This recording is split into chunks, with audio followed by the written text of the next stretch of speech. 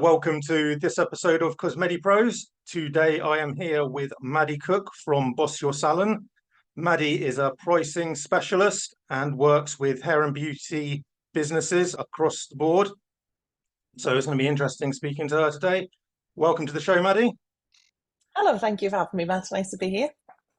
So, Maddi, you from what I've looked at you and seen, a bit of a marketing maverick, pricing strategist. Just to sort of start for our listeners, do you want to tell us kind of how you came to the beauty industry and how you found your entrepreneur? Yeah, absolutely. I mean, I would say I've been entrepreneurial since I was about five because I was always buying things and selling things and making money different various ways. But I joined the hair industry when I was 20, which feels like a lifetime ago. And then I got into the business side completely by accident. I got a leaflet to my salon, which was a offer for back pre-Brexit days for EU funded business courses. And I thought, oh, free stuff. I'm a northerner, so I can't say no to that. So off I went, and the eyes were opened in a big way. I thought, oh my God, there's so much that we don't know. And that was about scaling and growth. And then I just got obsessed with that, got into books and podcasts, and the rest is history. I started Boss Your Salon while I was still behind the chair. So that started, it's actually just coming up to its sixth birthday. And yeah, like most people in the industry know me for pricing. That's like the main way people tend to find me. If you ask in most Facebook groups about pricing, someone will tag me very kindly. And I built a pricing calculator, which has helped to do at the last check, but this is probably quite out of date. We've increased the profits of the industry by about 36 million, which is crazy. Something I'm really proud of because I absolutely love our industry, but it's totally expanded as in I used to just work with hairdressers, but now I very much have like nail techs, beauty therapists, aesthetics practitioners, PMU artists. I've got some dog groomers, I've got some personal trainers, pretty much service industries. Like if you trade time for money and there's some sort of like transformation that you give to your client, that's my jam. And then now I do more around sort of sales and marketing.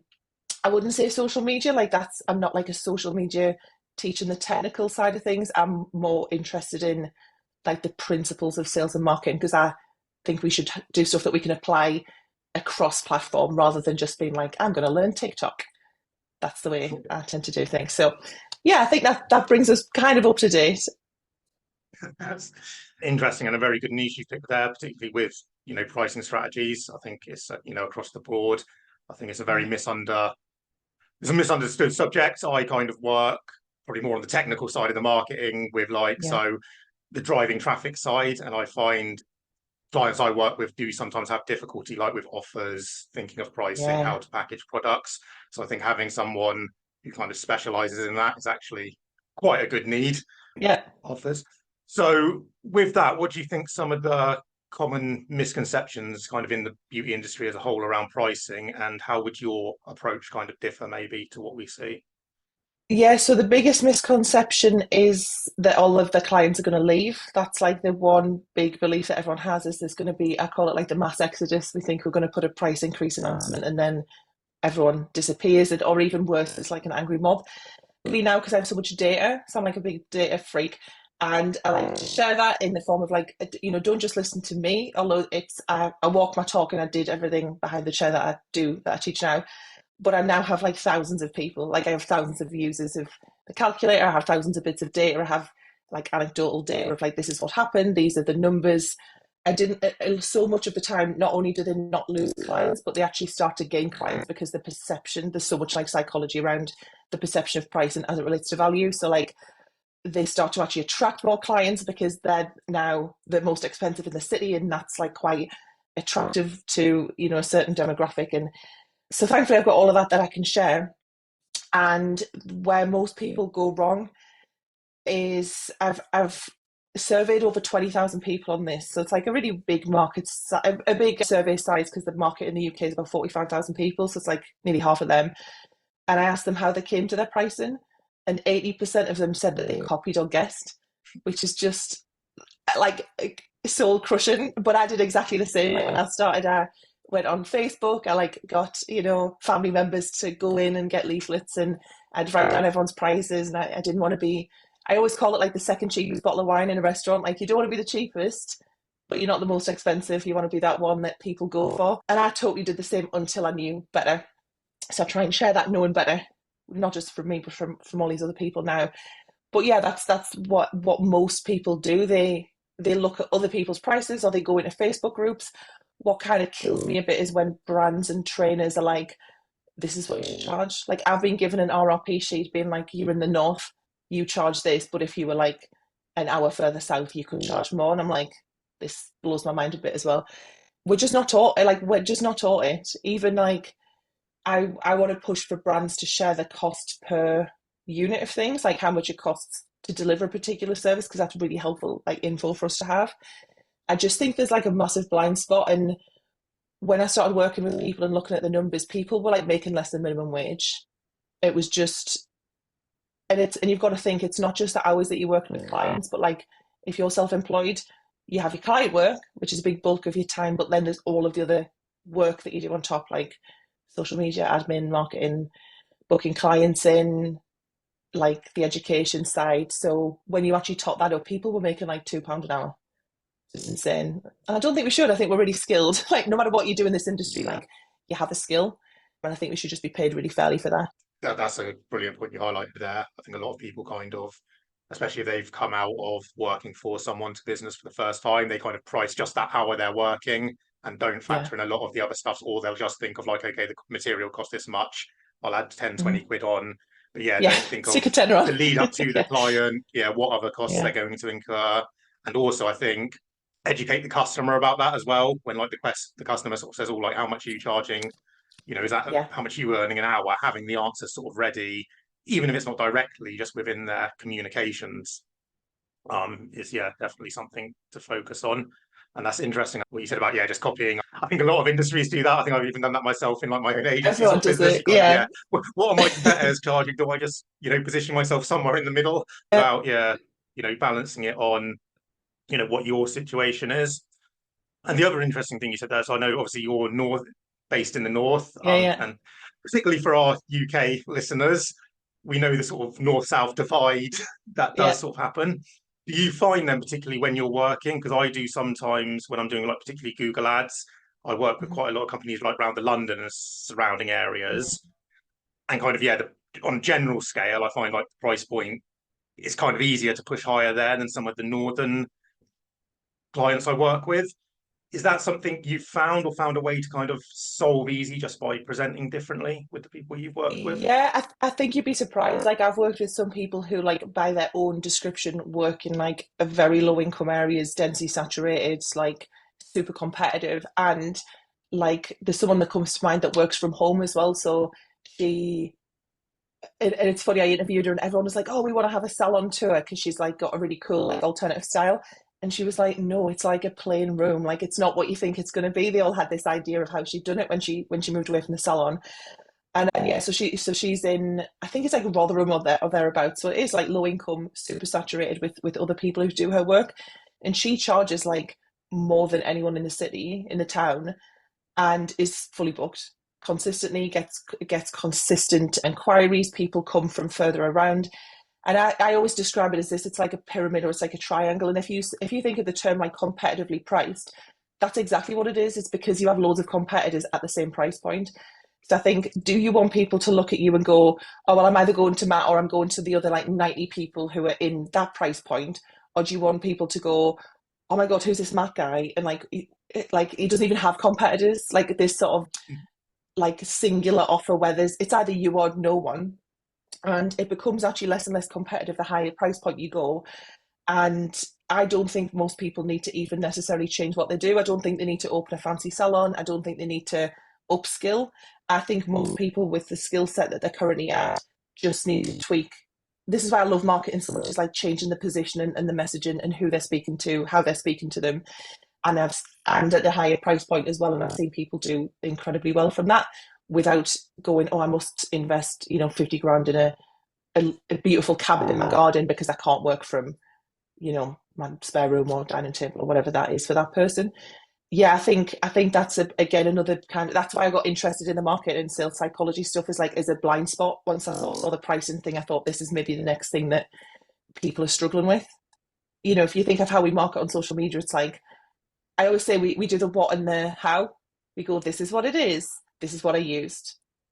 And I'm like, okay, so what? Like that doesn't move your person, you know, like this is this color, this is the brand that I use, so this is a set of builder nails, this is the shade, this is some lips, this is how many mils it is. Like, no, we can do better. And that's when you become stuck in competition, when all of your posts read the same as everyone else's, because it's just the same sort of bland, non-connective marketing. Yeah, and then really, then you're only leaving yourself. Price is the only thing you can compete on, and you either get a race to the Exactly, yeah. bottom, or yeah, there's nothing Yeah, totally. to differentiate. So you mentioned your pricing calculator added 36 million in profit to the industry, more now. Yeah. So have you got like a specific success story that stands out where that kind of has been used and impacted a business? Yeah, Or so one just recently, I mean, I've got hundreds and hundreds of them actually, but there's one recently that just springs to mind. I was at Salon International, which is like the big, for anyone who doesn't know, in the UK, it's like one of the biggest hairdressing conferences in London. And I was sat watching, my friend was doing a panel, so I sat in the audience, and as it finished, so a lady came up to me, and this happens, you know, people are like, I'm quite prominent and recognizable. If you're not watching me, I'm like 6 foot tattooed, I've got this accent, and I do a lot of videos, so people know what I sound like, and they come and say hello. And she came over and was like, oh, can I just have a chat with you? And I'm lucky enough to work with thousands of people, but I tend to remember a lot of them, that, you know, from stories that they tell me. And she said, I don't know if you remember, but in the lockdown, I had to take another job. Or after the lockdown, I took another job as it's like a freelance consultant for like a weight loss company, right? She went, I had to do that to make ends meet. And I wasn't even turning over 50K in my business. Like, God knows what profit was, but I wasn't even turning that over in a year. So I took this other job to like bolster my income to pay my bills. And she said, I just wanted to tell you that using the calculator, I'm about to hit 150K. I've tripled my income. And obviously she doesn't do this other job anymore. And she just started sobbing, like literally crying so much that other people were coming over to be like, Maddie, why have you made this lady cry? Like, is she okay? And yeah, I get that's just incredible. And she sent me a screenshot the day that she hit the 150K. She was like, here's my bank. Like, here's the or accounting software or whatever it was. So yeah, like seeing people triple their income. I've seen people get out of debt, people paying mortgages off. I've been sent selfies from Disneyland where they've taken the kids away, you know, something that they'd promised them like years before. And that's the stuff that I love, because I think this, you know, there's numbers, and I can get really into like the numbers and the data, but I I almost forget that these are real people, like, because it's so, I almost want to detach from that, because it's a bit overwhelming for me when people are like, oh, this happened because of the calculator. I'm like, yeah, okay. But yeah, hearing their stories and seeing these pictures is just, it, like being able to pay a vet bill that they wouldn't have been able to pay, or the boiler breaks, like even just those day-to-day things of not being stuck in that struggle of like making very hard decisions. And I guess it's the choice and the comfort that comes with having extra cash. Like, it's, I don't think money buys you happiness, but it buys you a lot of choice and a lot of options, and makes decisions a lot easier. And that's what I really love to see with it. yeah, I think I mean, the main thing like with money is, yeah, it can get you the time when those emergencies come through, you know, and obviously, you know, Yeah, we're all in business to make money, not necessarily because we want money, but as a tool yeah, that it can give us. absolutely, yeah. And so, yeah, I don't think people should ever really be ashamed of pursuing money. I think, Oh you know, God, yeah, obviously yeah, not in itself, but yeah, you know, we're all in business, or even if we're in work, you know, that is what we are yeah, here for. So I think having a yeah. bit more openness about those conversations is like a good thing. I think sometimes, particularly in the UK, people don't like Oh talking God, about, yeah. you know, if they're struggling with money, or even if they're Mhm. doing well, they don't kind of like sharing because they think, oh, well, am I showing off? But that sharing, especially if it's in business, can kind of help other businesses or other people on their journey. So I think more open conversations around finance are important, really. Um, Definitely. And that this is something that I noticed. So when I first brought out the calculator, I just thought, oh, it's just the numbers. Like, they all tell me like I'm not great with maths, I struggle with numbers. So I thought, well, I'll just make the thing that solves that problem. And I really quickly worked out that like 10% of it's numbers, 90% of it's the mindset, exactly as you say. Like, it's people. I have to work so much harder to change people's just initial beliefs of like, I deserve to charge more, and it will be okay if I charge more, and I'm not going to be a bad person if I make more money, or I out earn my partner, or I out earn my parents, or people see me driving a different car, or, you know, taking my kids on holiday. And it's, and I travel a lot. I go to the US a lot, and I love that mindset that they have in the States compared to over here. Like it's so glaringly different. And you're totally right. Like we don't want to talk about being successful. We love a bit of a whinge in the UK. Yeah.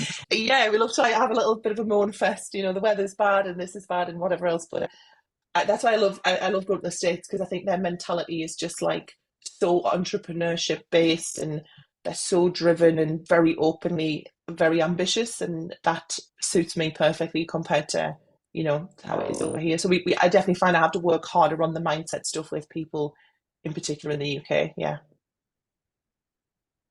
You kind of touched a little bit on where I was going to go next. What would you say then, maybe, not just get you repeat the same answer, but are there different kind of approaches? Maybe if you're working with, say, someone who's just starting out, they've just freshly done their training, they're Yeah. new, they're like, right, I'm starting my business, I'm going to Maddy, versus maybe someone who's been around 2 or 3 years, maybe just fighting those price wars kind of comes to you. Is there kind of a different approach that you need to take or that they would need to think of? The way I sort of see it is that like I'm very much a kind of focus on what you can control kind of person. So if your situation is that you have just started, instead of being like, oh, I have to wait 5 years till I'm more qualified, I'd be thinking, how can I use the fact that I'm new to be my competitive advantage? And if I think about, I've been to practitioners of various different things. Some are new, some are not. And, we've all met that hairdresser who's like, I've been hairdressing 20 years. And you're like, yeah, but you haven't trained in 18 years. So you can't do the new stuff. Like you can't do the stuff that maybe like a 20-year-old fresh out of college is doing, really progressive styles, and or someone who's learned a bunch of stuff online and has been practicing at home, every single day between learning. So I think there's benefits in that. And honestly, as some clients are not bothered. Like I am less bothered as a client, and I get like everything done as to how long a person's been doing it, and I'm more bothered about the person themselves. Like, do I feel safe with this person? Do they get good results? Can I trust this person? Do I want to come and see this person every 6 weeks or 12 weeks for the rest of my life? Do we get on? Like there are things that are much more important to me than, I don't even know if I've ever asked someone how long they've done it for. Like that doesn't bother me. So I just try and share like examples like that and think, rather than seeing this as a problem, how do we see this as a solution? Like if someone works, if someone doesn't work from this really fancy pants kind of like studio salon space, I'm trying to think of what the word would be in an aesthetics, like a clinic, if they work from somewhere that in their mind is like quote unquote less than, it's like, how can we reposition that for the right person? So like there are some clients who, yes, want to go to like Harley Street and they want to go to, and that's fine, but they're probably then not your clients. You're going to fight a bit of an uphill battle trying to get them.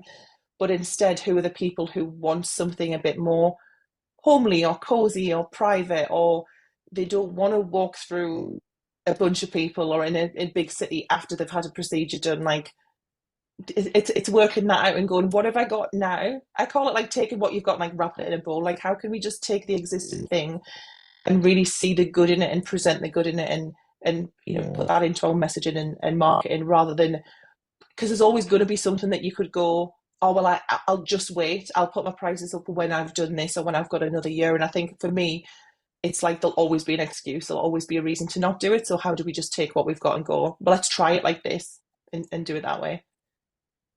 Yeah, very much. It's kind of like going to the gym or anything really. Just get started. Imperfect action is Do better it. than no action at all in Yes, moving my forward. favorite. Yeah, Yeah. absolutely. You'll Yeah, kind of totally. might not work 100%, but you'll learn stuff along the way and get a little bit Oh closer.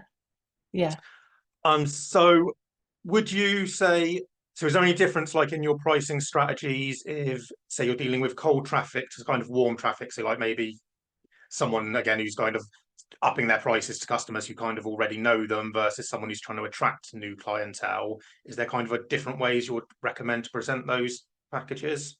I wouldn't necessarily, because I think they might become. I'm very much a fan of like having the price kind of thing.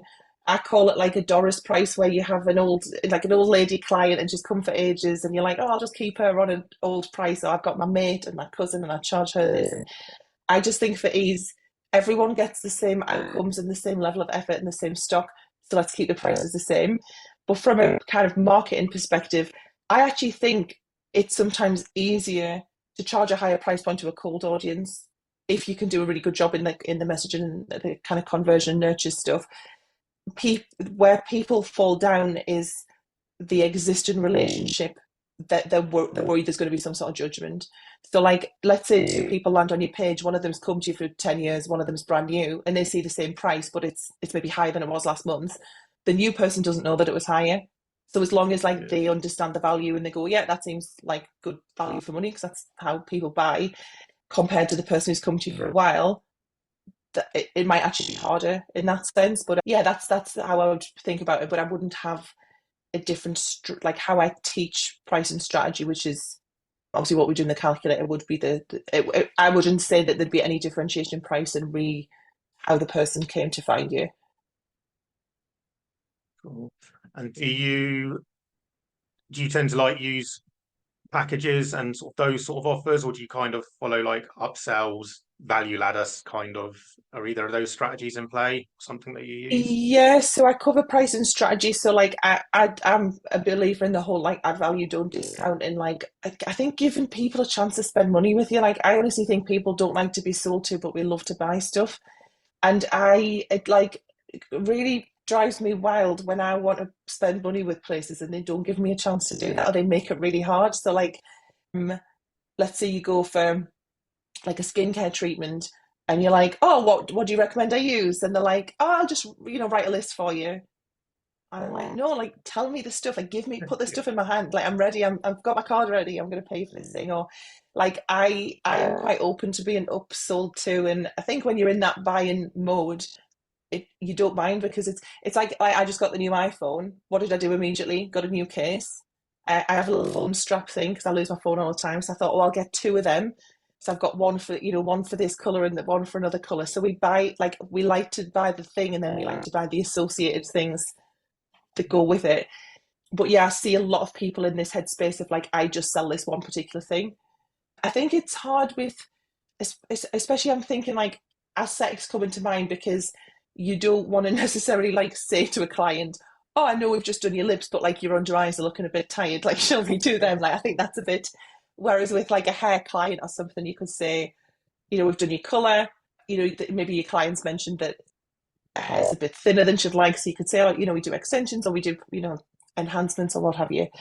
I think shifting as well out of the mentality of you are selling a service to what is that transformation, and that's what good marketing is, isn't it? It's like we're selling the holiday, we're not selling the plane ticket, and I think that's why we need to get out of this like these are that market. Like I said, if this is the what, this is the how, to like what is the why? Why did this person come? Like what are we achieving for this person? What problem do we solve for them?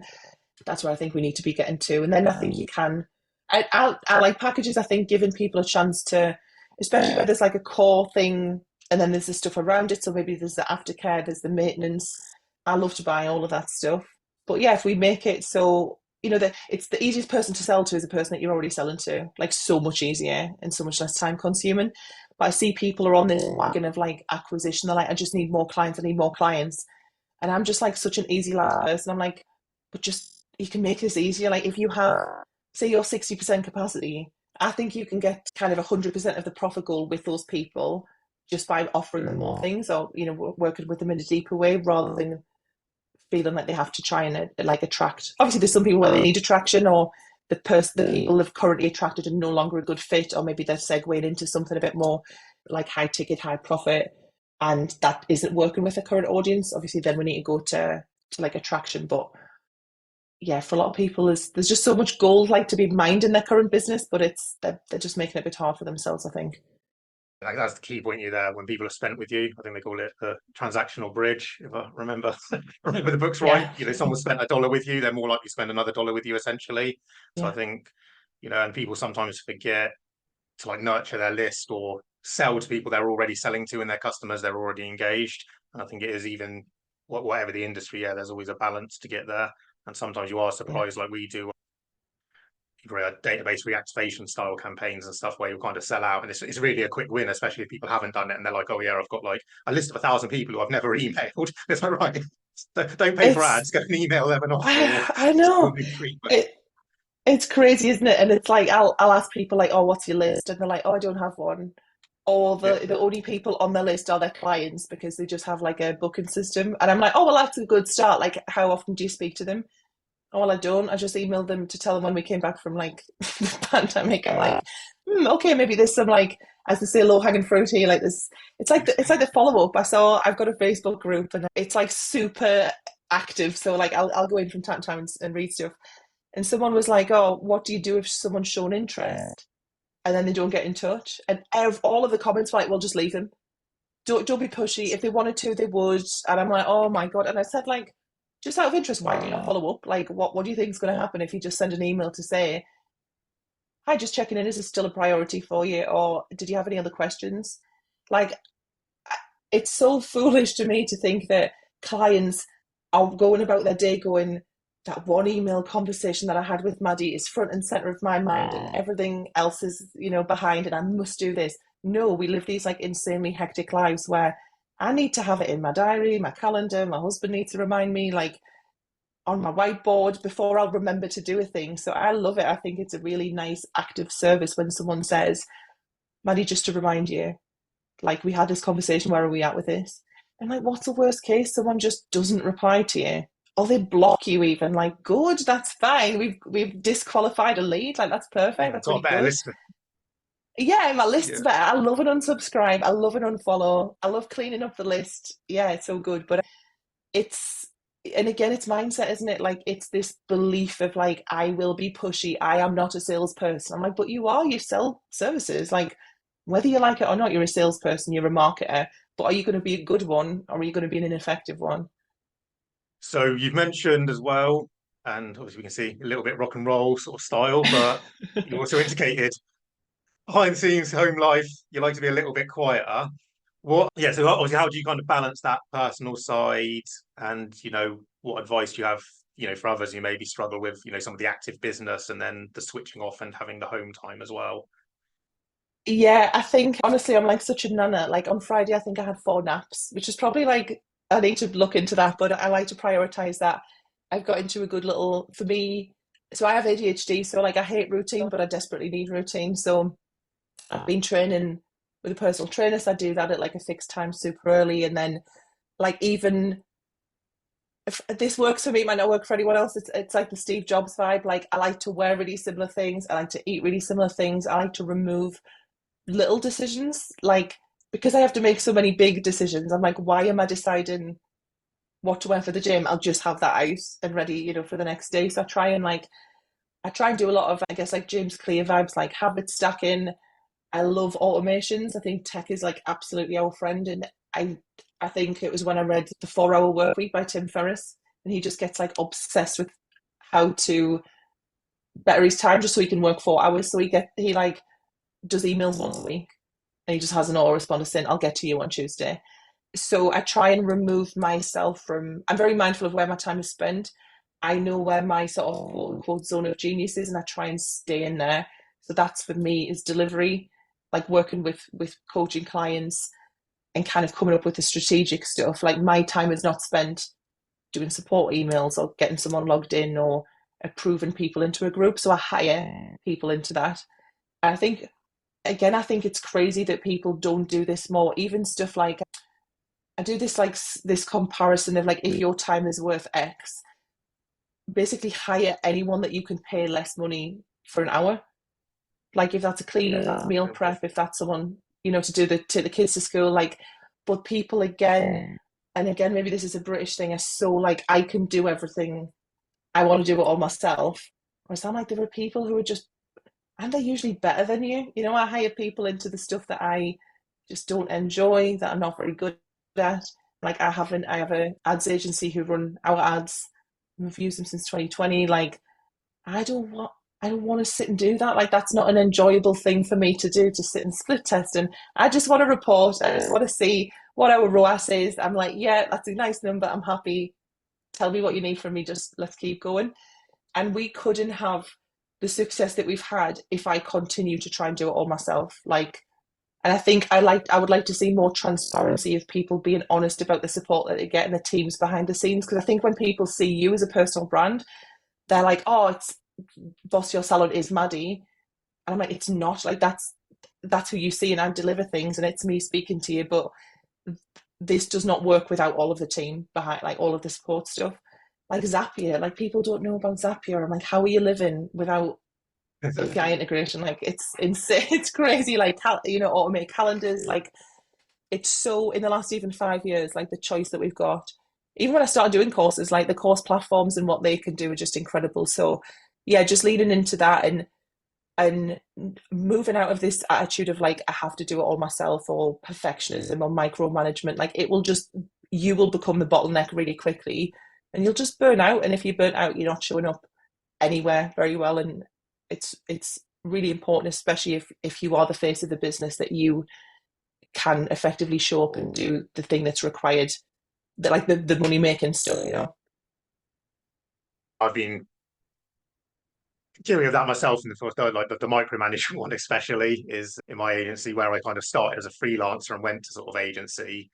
And then Yeah, obviously on my first sort of hires, you sort of see them and you're thinking, it's like having that trust to let go of some bits where you kind yeah, of, oh, something I want to do it differently, which is something I've kind of, worked to a lot more the last couple of years. And I think, people need to take that, if you're I'm a PMU artist, a hairdresser. mhm, You're not necessarily a marketer, an expert social media mhm, strategist. You're brilliant at what you yeah, do and showcasing what you do.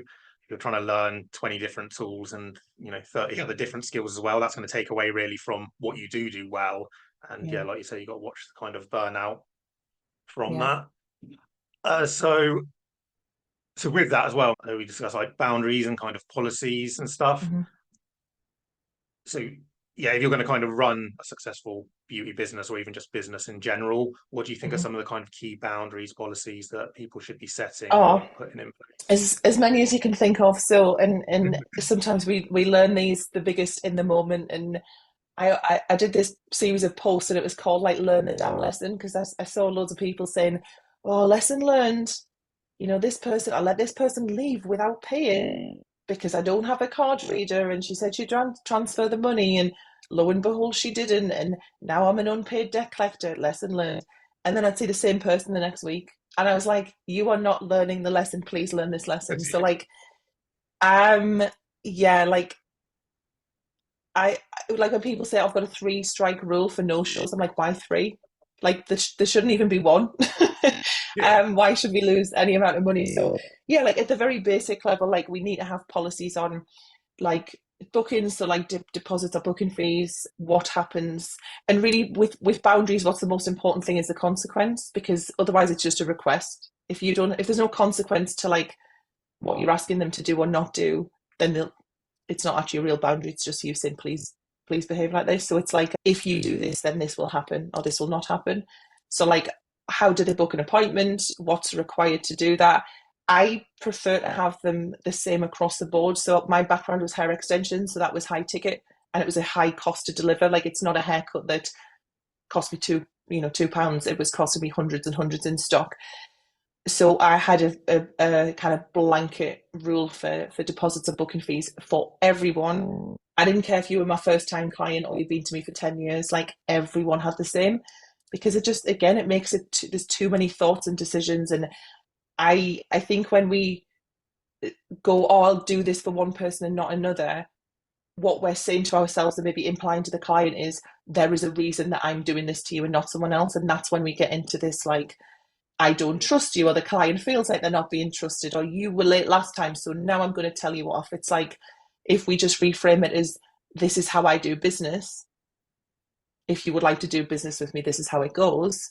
It's the same as if you book in a holiday. Like if I booked a package holiday with British Airways, they don't say, oh, Maddie, we trust you. You've been on all of your flights before, so we're just not going to charge you a deposit.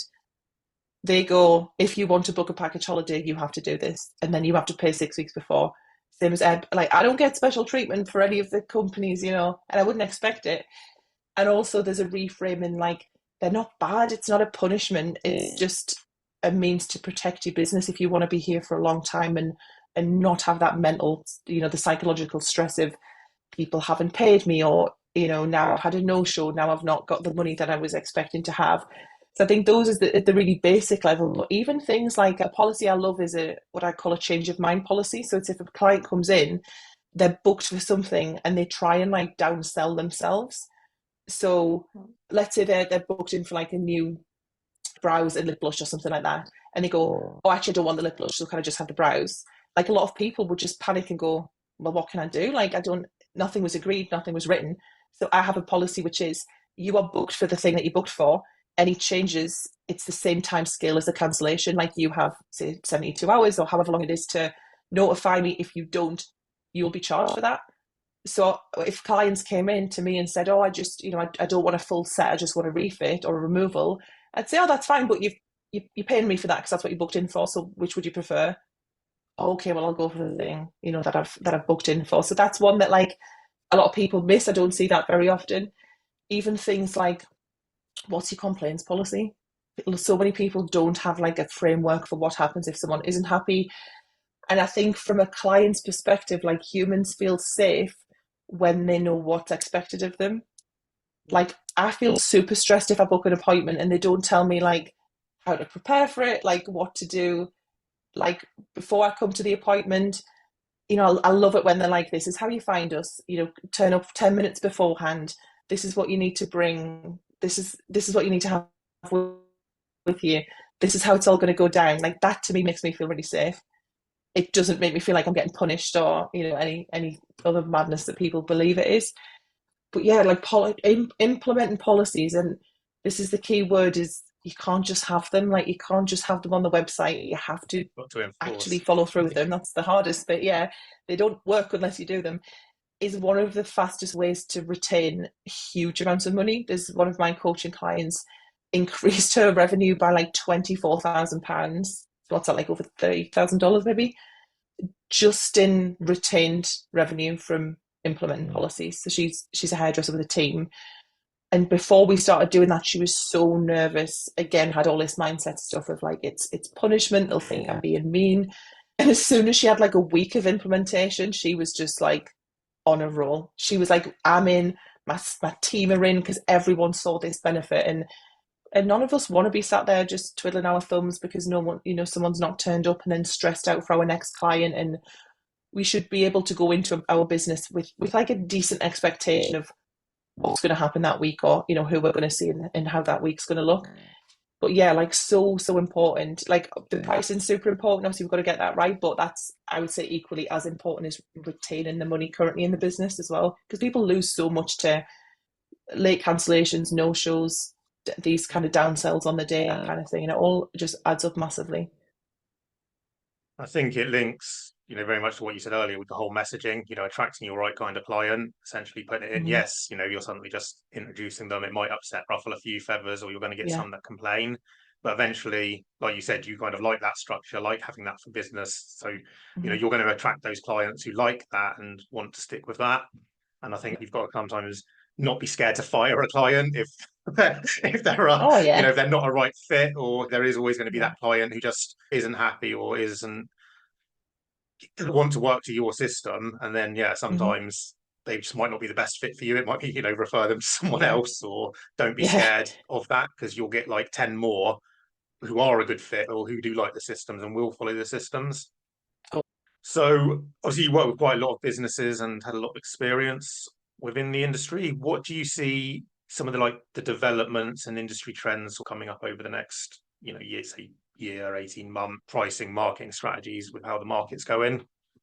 Is there anything you see businesses doing, yeah. or what's I think that, thank God, we're moving away from this whole the perfect feed and like very highly curated marketing. I think because of maybe the rise of TikTok, people are used to seeing us in a more sort of raw and unfiltered state. I'm very much here for that. I think there'll be a trend towards sharing ourselves more online. And actually, when people realize how good that is for marketing, like just for a client to hear your voice makes an especially kind of like the vibe of this person. Do we think we can trust them and get along with them? So hiding behind like the very sparkly, shiny like logo and not showing who you are, and being like afraid to have any sort of personality, I think I'm seeing a shift in that, which I'm really enjoying. Um, and yeah, I think in terms of in terms of trends, I would like to see a bit like of an anti-trend. I think again, anything like PMU, anything that lasts a long time, I'm very worried about trends because it's like, yeah, that's the trend for now. But we've seen this with like certain types of like lips, and then 6 months later, they're not a trend anymore. And that sort of thing. I would like to see more individual tailored for the client. Like, what is the best thing for the client? And something that I'm seeing a bit of, which I really am enjoying. I had a color analysis done, just this lady off the internet, and she's got an incredible business. She charges, I think it's like £90, and you send some pictures, and she's done thousands, and then she upsells. You get like the PDF and all of this sort of stuff. It's brilliant.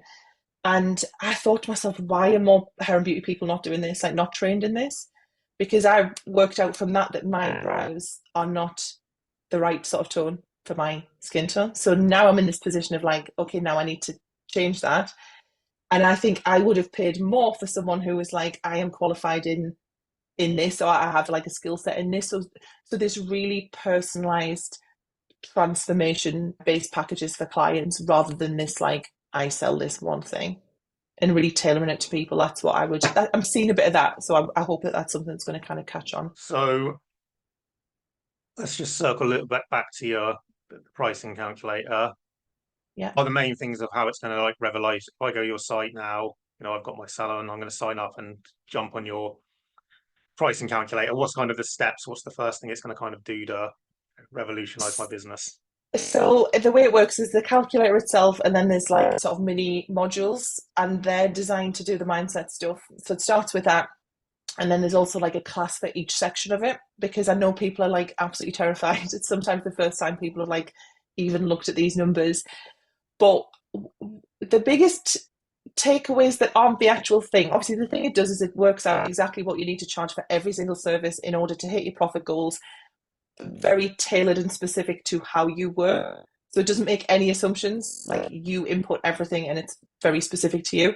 So we would get different outcomes because we have different ways of working and different goals. But the biggest bit of feedback I get is that it's people all say it's really eye-opening. And there's something cool about when you get to that last page and you see the list of, this is what you need to charge for A, B, C, D. Once you see that, you can't unsee that. And what I find is, even if people just go to work with clients the next day, let's say they've scheduled some time in that weekend to like, get to the rest of it, it's almost as if they have this voice in their head that goes, you're not charging enough. Like, we know now with actual maths, like maths that we can't argue with because it's maths. And it's like they go to the checkout or to the reception desk, and something in their brain goes, you've just lost $20, you've just lost £50, you've just lost this. And that, getting their head out of the sand and like kicking their bum into actually doing it is like the biggest part that I didn't even intend as I made it. That just is a thing that happened. And also when they see sometimes just how little tweaks on the back end, as in, if your price is going up by 1% or 2%, has an enormous impact on your profit. That is the difference of like sometimes 5k in profit, or that's the difference in dropping a day a week, or having a budget for that training course that you really want to go on, or paying your mortgage off. So they see this whole, okay, if I do this little nudge here, that has a massive impact. But also the opposite is true. If I undercharge and kind of let people off with this particular thing, like I say, losing money from not enforcing policies, they start to see how the small really adds up to the bigger numbers. And I think as well, just changing the way we think about money in our business. We tend to only think about profit when we do our tax return, which is crazy, because that in the UK, that's like 12 to 18 months after you've made that money. And that's when we find out how much money we made. So like, if that's not enough, you're so far past that now that you're just playing catch up constantly. Whereas I think we should price in the future. Like, we shouldn't think, oh, what did I make last year? We should think, what do I want to make tomorrow and next year and the next, 3 to 5 years. So all of these sort of shifts in how people see money. And yeah, it's maths. Like, it's the fact, I love the fact that you can't argue with it. Like, as much as sometimes people see a number and they're like, I don't want to see that number, they just know it's like indisputable. And also sometimes the number's not as scary. Like, I don't want people to think, oh my God, it's going to be this huge jump. So sometimes people are pleasantly surprised and they're like, do you know what? I wasn't far off somehow. Like I guessed and it was okay, but now I know why they're okay, and now I know where I need to go next, rather than just adding that few pounds or dollars or percentage points on. They know where they need to go, or they go, do you know what? I'm right. Let's put my income goal up, and that's what will inform the price increase. So I can make this money, or like I say, have budgets for certain things, or drop in hours, that sort of thing. That sounds really valuable. I think that's great because I think sometimes in these, obviously people pay for their training, they pay a lot, get the nice website, but don't necessarily invest in the business skills before they start. Yeah, And it's a big shock, or they don't know. I mean, I know there's some good courses which will kind of include some of the business planning and stuff with it, but it's not necessarily their job to do it. So sometimes people maybe jump in, and I've discussed it with other people as well, on headline figures of, hey, train in this and you're suddenly going to earn this, and they have a bit of a false belief oh around Lord, business and what's going to happen the yeah, next day, and then yeah, yeah, jump yeah, in and then don't realize, like, yes, those numbers are attainable, but there's a lot of other stuff you've got to do around it. And it kind of yeah, sounds like your calculator can fill in a lot of those sort of gaps that maybe, yeah, they have come not from a business background or from a yeah, sort of knowledge of accounting and stuff. yeah, Yeah, I think that's something they should jump on. I know myself, you might be familiar with the profit first method. yeah, yeah, I implemented that about, yeah, I can probably about 18 months ago, and that made a big difference to how I approached things. And yeah, it's like even just spending in the company, a bit like what you said, with rather than waiting to the sort of end of the year, sort of with stuff and how you're yeah, going to do it. It made me think a lot more and make decisions a lot better. So I think having any sort of framework, however it comes, whatever method, there's yeah. multiple methods to use. But yeah, it gives you that accountability, Totally. It's just the having a numbers front at of hand. mind, isn't it? Yeah, like it's just when because I read Profit First, and it's just when you're just thinking about something, you make decisions differently in that moment, in that split second, because you're like, oh well, this is going to impact my profits. I'm going to make a decision with that in mind, rather than beforehand. We're like, oh, I like this person. I'm not going to charge them very So much, yeah, or yeah. So it's good. It's definitely good to have. I think it gives people so much confidence. It's a bit like when you read any business book or do listen to podcasts and things like that. I want people to just feel a bit more confident in their business, because that's what so many people tell me as well. And I think pricing is such a foundational part that if you get that right and everything's profitable, everything else you do on top of it compounds so much better. So like doing lots of work in marketing and like attraction and acquisition, like it's going to be hard work if when they then become a client, you're not particularly profitable. So yeah, it's just I just love this like easy life method. If I do that first, and then everything else becomes like so much more heavily weighted when we do the marketing side. thank you for sharing a lot of helpful information there, Maddie. Is there anything else you want to touch on or share with our audience? Just my little final thought, just to kind of reiterate what I said before, like please don't feel like you need to do or be this other thing than whatever the business is right now. Like there is so much good in the setup, in however long you've done it, in how skilled you are at the moment. Please just to try and explore that and try and get as much out of that as you possibly can before you feel like you have to then that don't feel like you're less than because you're in a particular setup. And I think people have to be dead mindful of like what is success to them. And I know heaps of people who have very big clinics who will say, I would rather work by myself, like that would feel more successful, and vice versa. Some people want to have that big busy clinic. So just don't get into that kind of comparisonitis. Look internally into the business, make sure that everything's right for you. And then once everything is, that's when the time comes to go, okay, how can I add on to this? Like, what can I stack on top of this? Right. And obviously you can catch up with Maddy at bossyoursalon.com is your Yeah, website. And wherever you're watching this, it'll be on some different platforms. There will be links in the comments and description for Maddy's media, which I'm sure if you've got any questions, you can reach out to her. And yeah, if you leave anything in the comments or question me, I will make sure we can forward them. And I'm sure Maddy will help me answer anything that I can't feedback on. absolutely. Of course. Yeah, no problem. Brilliant. Okay, well, thank you for your time, Maddy, and we will see you guys all next week. Thank you.